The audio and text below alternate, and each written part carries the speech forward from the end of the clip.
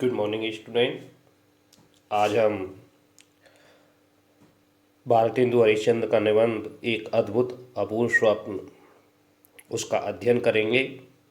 लेखक परिचय और उसकी रचनाओं का जो परिचय था वो हम पहली वीडियो में भेज चुके हैं और बताया गया था कि जो भारतेंदु हरिश्चंद्र हैं उनकी जो कथा शैली है, निबंध शैली है या उनकी जो गद्य शैली है, उन्होंने आधुनिक हिंदी गद्य का परिवर्तन करने का कार्य किया। जो एक सुधार साहित्य में होना चाहिए था, वो सुधार इनकी रचनाओं में देखने को मिलता है।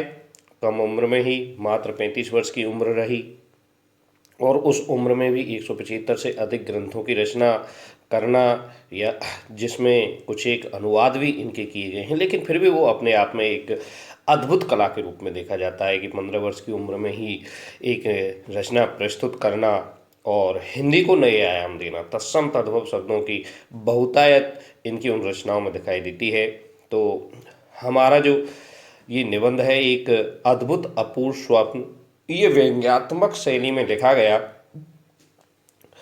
निबंध है, जिसमें लेखक ने तत्कालीन जो शिक्षा व्यवस्था है, तत्कालीन जो स्थिति है कि प्रत्येक व्यक्ति स्वतंत्रता के समय स्वार्थ से अंधा हो चुका है, शिक्षा का क्षेत्र हो या फिर ईमानदारी की कोई बात हो, या हर स्थिति में व्यक्ति किसी न किसी प्रकार का प्रवंचन करता हुआ, किसी न किसी प्रकार का स्वंग करता हुआ, स्वार्थवश कोई ना कोई कार्य करता हुआ दिखाई देता है। और लेखक का अभिप्राय उसी स्वार्थपर की स्थिति को, जो मौका पर स्थिति है, उसी का यहाँ पर व्यंग्यात्मक रूप में वर्णन किया है। क्योंकि जिस समय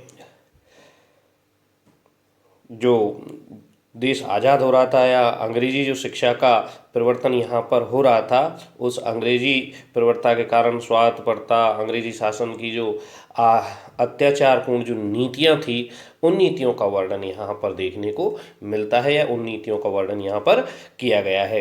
देखिए, एक अद्भुत अपूर्व स्वप्न। आज रात्रि को पर्यंक पर्यंक कहा जाता है।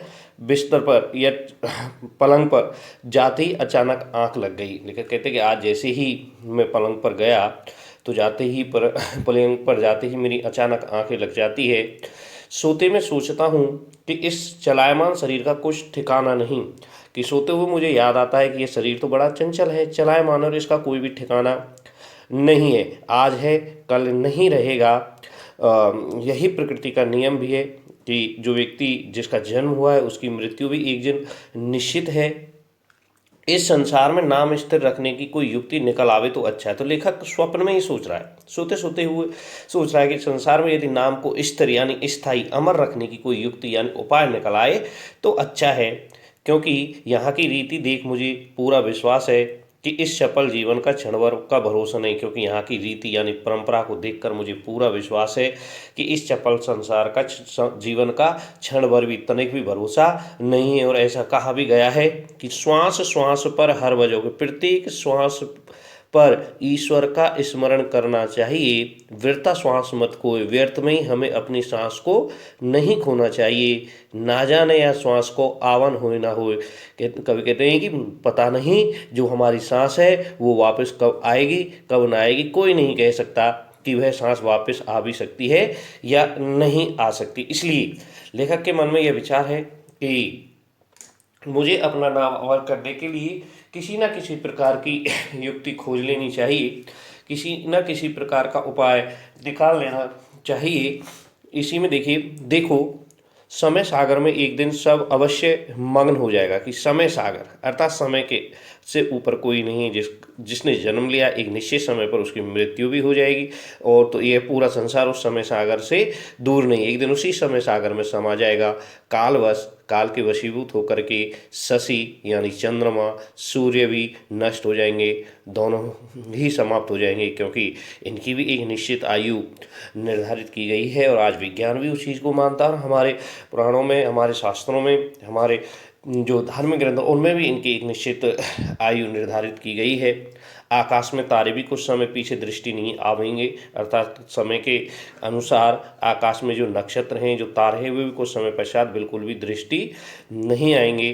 केवल कीर्ति कमल संसार सरोवर में रहे व ना रहे, और सब तो एक तप्त तवे की बूंद हुए बैठे कि केवल कीर्ति कमल, अर्थात इस संसार में केवल मात्र कीर्ति रूपी कमल जो इस संसार रूपी सरोवर में विकसित होगा वही एक रह जाएगा।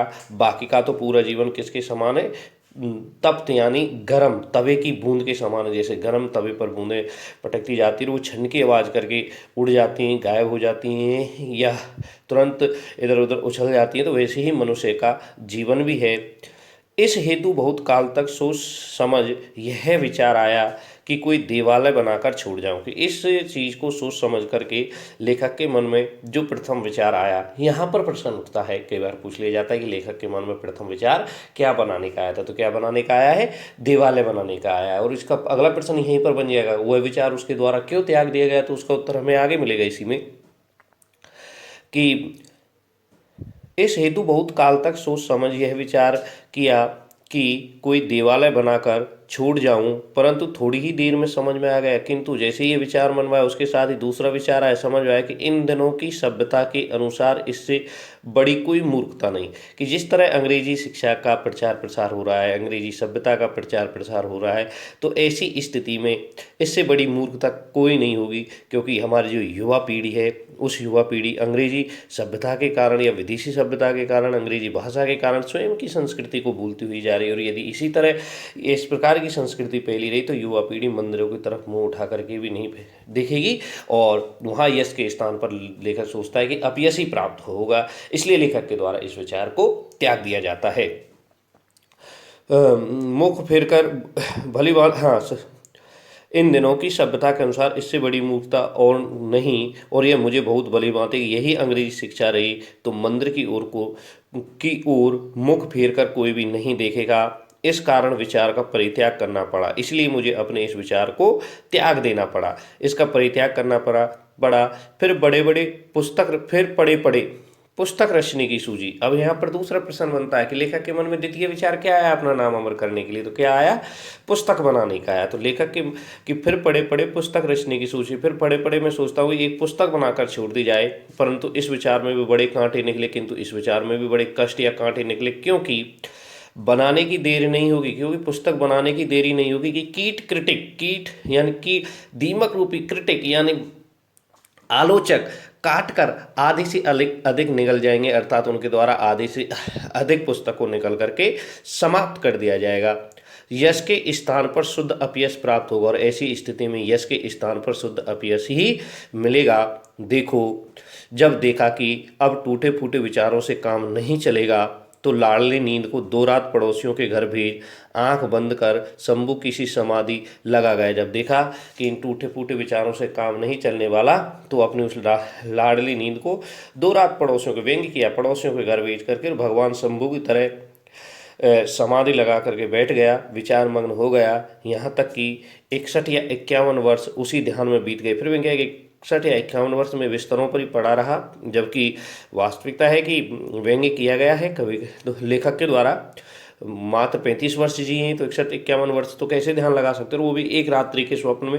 अंत को एक मित्र के बल से अति उत्तम बात की पूंछ हाथ में पड़ गई, अर्थात एक मित्र के कहने पर अति उत्तम बात की पूंछ मेरे हाथ में पड़ जाती है।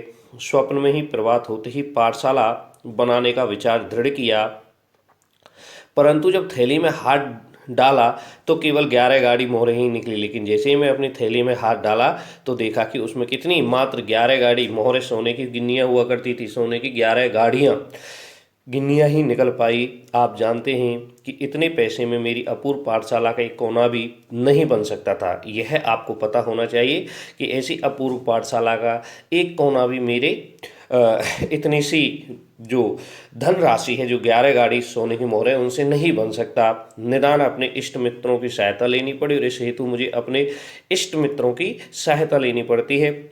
ईश्वर को कोटि धन्यवाद देता हूँ जिसने हमारी ऐसी सुनी। यदि ईंटों के ठोर मोहर चुनवा लेते, इतना पैसा आया। अब देखिए फिर व्यंग्य किया गया, धर्म के नाम पर या फिर मंदिरों के नाम पर जो चंदा एकत्रित किया जाता है, तो चंदे से लोग अपनी आजीविका खोजते हैं, वहाँ पर भी उन लोगों का कोई ना कोई स्वार्थ छिपा हुआ रहता है। तो लेखक ने उसी स्वार्थ के प्रति भी व्यंग्य कर दिया कि मित्रों पर छोड़ दिया, चंदा एकत्रित किया गया और इतना वो आ गया कि यदि ईंटों के स्थान पर सोने की मोहरें ही चिनवा दी जाती तो मेरा स्कूल बन जाता। कोट कोट धन्यवाद देता हूँ जिसने ऐसी सुनी, यदि ईंटों के ठोर मोहर चुनवा लेते तब भी 10-5 रेल रुपये और खर्च पड़ते, होते होते सब हरी कृपा से बनकर ठीक हुआ। इसमें वह हुआ वह तो मुझे स्मरण नहीं, परंतु इतना अपने मुंशी से मैंने सुना था कि एक का अंक और 387 शून्य अकेले पानी में पड़े थे। बनने को तो एक क्षण में सब बन गया था, कि बनने को तो एक क्षण में सब कुछ बन गया था, एक क्षण मात्र में ही सारा विचार आ गया था, परंतु उसके जोड़ने में पूरे 25 वर्ष लगे। जब हमारी अपूर्व पाठशाला बनकर ठीक हुई, उसी दिन हमने हिमालय की कंदराओं में से खोज खोज कर, हिमालय कंदरा यानी गुफाओं में से खोज खोज कर अनेक उद्दंड पंडित अर्थात उत्पादी पंडितों को बुलवाया, जिनकी संख्या 0.5 से अधिक नहीं थी। दशमलव का महत्व आप समझती है, तो उन अध्यापकों की संख्या कितनी थी? विद्वान पंडितों की 0.5 के लगभग थी। इस पाठशाला में अनगिनत अध्यापक नियुक्त किए गए, परंतु मुख्य केवल ये हैं और ये इम्पोर्टेंट है। आप लोगों से पूछा जा सकता है कि लेखक की पाठशाला में काम करने वाले या लेखक किन ने उन अध्यापकों को या विद्वान पंडितों को कहाँ से खोजा था? तो हिमालय की कंदराओं से खोजा था। और उनके नाम क्या क्या है, तो वो नाम भी आपको याद करने हैं, परंतु मुख्य केवल ये पंडित मुग्धमणि शास्त्री, तर्क वाचस्पति, वाचस्पति कहा जाता है, जो तर्क में शिरोमणि है, जो तर्क करना चाहता है। प्रथम अध्यापक थे, तो प्रथम अध्यापक का नाम पूछा जा सकता है कि प्रथम अध्यापक का क्या नाम था? तो पंडित मुग्धमणि शास्त्री, तर्क वाचस्पति प्रथम अध्यापक। पाखंड प्रिय धर्माधिकारी अध्यापक, अध्यापक धर्मशास्त्र। प्रणांतक प्रसाद व्याकरण अध्यापक वैद्यक शास्त्र। लुप्त लोचन ज्योतिषाभरण अध्यापक ज्योतिष शास्त्र। शील दावानल नीति दर्पण अध्यापक नीति शास्त्र। और आत्मविद्या का अध्यापक था। तो ये इन अध्यापकों के नाम हो गए। और इन अध्यापकों को कहाँ से खोज कर लाया गया है? हिमालय की कंदराओं से खोज करके लाया गया है। इन पूर्वोक्त विद्वानों के आ जाने पर अर्धरात्रि गए पाठशाला खुलने बैठे। जैसे ही पूर्वोक्त पंडित आ गए तो इनके आ जाने पर आधी रात्रि को हम अपना विद्यालय खोलने के लिए बैठ जाते हैं। इस समय सब इष्ट मित्रों के सम्मुख उस परमेश्वर को कोटि कोटि धन्यवाद दिया गया, जो संसार को बनाकर क्षण भर में नष्ट कर देता है और जिसने विद्या, शील, बल के सिवाय मान, मूर्खता, परद्रोह, परनिंदा आदि परम गुणों से इस संसार को विभूषित किया है। उसके बाद मैं ईश्वर को कोटि कोटि धन्यवाद देता हूँ, उस परमेश्वर को दिया जिसने इस संसार को बनाकर क्षण भर में नष्ट कर देता है, जो इस संसार को बनाता है, जिसमें इतनी शक्ति और एक क्षण में ही उस संसार को नष्ट भी कर देता है। तो मैंने उस ईश्वर को कोटि कोटि धन्यवाद दिया। और उसके बाद जिसने इस संसार में प्राणियों के अंतर्गत कौन कौन से गुण डाले? जिसने विद्या, शील, बल के सिवाय, यानी ये तो अच्छे गुण डाल दिए, इनके सिवाय यानी इनके अलावा मान यानी घमंड, मूर्खता, परद्रोह दूसरों को विद्रोह करना, पर निंदा दूसरों की निंदा करना आदि परम गुणों। अब देखो यहाँ पर व्यंग्य किया, ये परम गुण नहीं है, ये अवगुण है। कुछ गुण पहले थे, गुण सिर्फ 3 दिए गए, वो कौन कौन से हैं? विद्या, शील और बल, लेकिन अवगुण है। तो ये इन परम गुणों से इस संसार को विभूषित कर दिया, अर्थात इस संसार को पूरी तरह से जड़ दिया है। हम कोटि धन्यवाद पूर्वक आज इस सभा के सम्मुख अपने स्वार्थरत चित्त की प्रशंसा करते हैं। फिर कहता है कि मैं इस सभा के समक्ष अपने स्वार्थ में डूबे हुए अपने चित्त यानी मन की बहुत प्रशंसा करता हूँ, बहुत प्रशंसा कर रहा हूँ, जिसके प्रभाव से ऐसे उत्तम विद्यालय की नींव पड़ी, जिसके प्रभाव से इतनी अति उत्तम विद्यालय की नींव पड़ी है।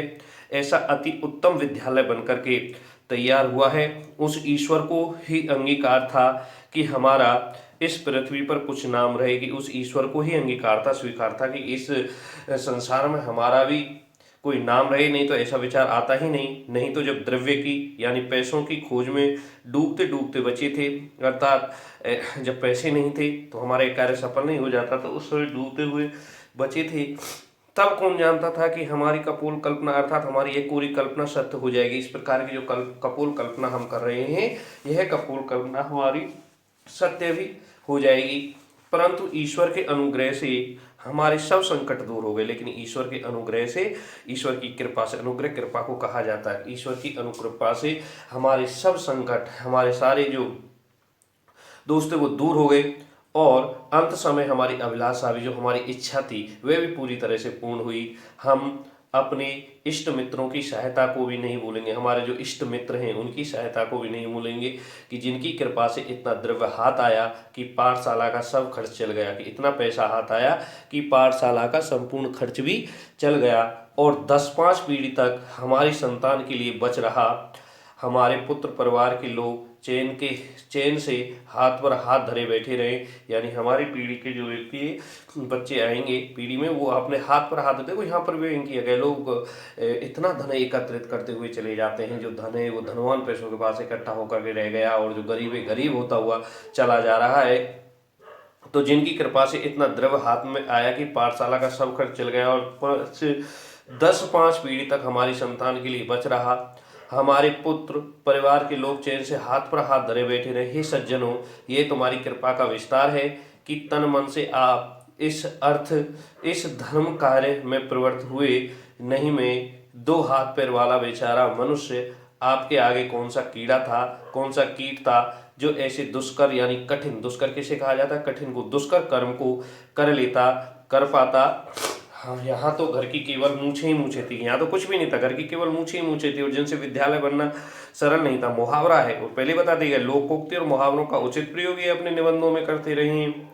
कुछ गंगा जल, काम आपकी कृपा में भली भांति हो गया। मैं आज के दिन को नित्यता का प्रथम दिन मानता हूँ, जो औरों के अनेक साधन से भी दुर्लभ है, कि मैं आज के दिन को अपनी नित्यता का प्रथम दिन मानता हूँ, जो औरों को बड़ा ही दुर्लभ है। औरों के जीवन में ऐसा दिन आ ही नहीं सकता कि आज मेरा नाम अमर होने जा रहा है और मेरे द्वारा ऐसे विद्यालय की नींव डाल दी गई है। धन्य है उस परमात्मा को जिसने हमारे यश की ढेढ़े अंकुर फिर से हरे की। यश के ढेढ़े ढेढ़े कहा जाता है सूखे डंठल को, अर्थात सूखे डंठल को फिर से अंकुरित कर दिया।